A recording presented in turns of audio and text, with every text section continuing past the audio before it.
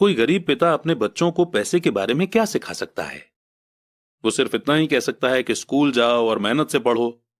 हो सकता है वो बच्चा अच्छे नंबरों से कॉलेज की पढ़ाई पूरी कर ले, फिर भी पैसे के मामले में उसकी मानसिकता और उसके सोचने का ढंग एक गरीब आदमी जैसा ही बना रहेगा। ये सब उसने तब सीखा था जब वो छोटा बच्चा था। पैसों का टॉपिक स्कूलों में नहीं पढ़ाया जाता।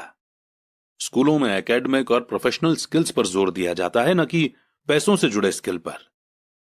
इससे यह साफ हो जाता है कि जिन स्मार्ट बैंकर्स, डॉक्टर्स और अकाउंटेंट्स के स्कूल में अच्छे नंबर आते हैं, वे जिंदगी भर पैसे के लिए संघर्ष क्यों करते हैं।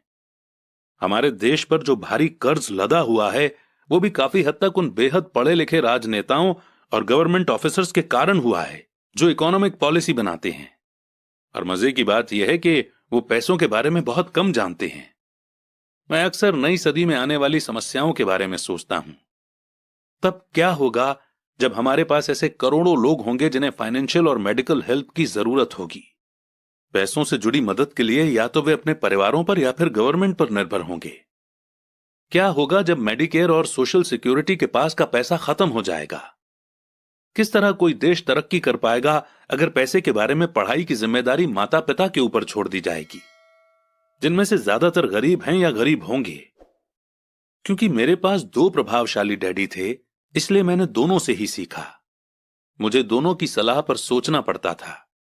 इस तरह से सोचते सोचते मैंने यह भी जान लिया कि किसी इंसान के विचार उसकी जिंदगी पर कितना जबरदस्त असर डाल सकते हैं। एग्जाम्पल के तौर पर एक डैडी को यह कहने की आदत थी, मैं इसे नहीं खरीद सकता। दूसरे डैडी इन शब्दों के इस्तेमाल से चिढ़ते थे।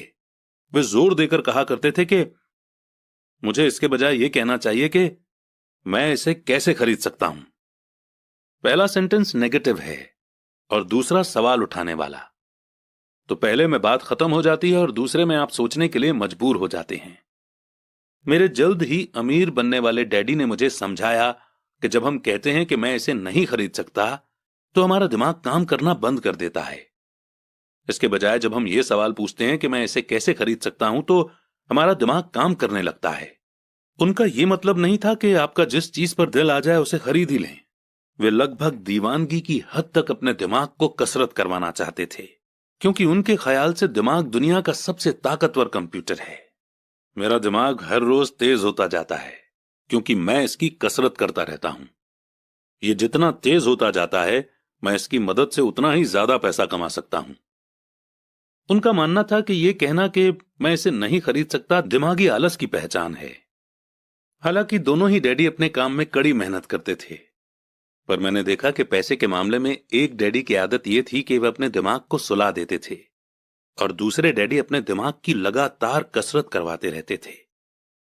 और इसका लॉन्ग टर्म नतीजा यह हुआ कि एक डैडी फाइनेंशियल रूप से बहुत अमीर होते चले गए, जबकि दूसरे डैडी लगातार कमजोर होते गए। इसे इस तरह से समझें कि एक इंसान हर रोज एक्सरसाइज करने के लिए जिम जाता है, जबकि दूसरा इंसान अपने सोफे पर बैठकर टीवी देखता रहता है। शरीर की सही एक्सरसाइज से आप ज्यादा हेल्दी हो सकते हैं और दिमाग की सही एक्सरसाइज से आप ज्यादा अमीर हो सकते हैं। आलस से सेहत और पैसा दोनों का नुकसान होता है।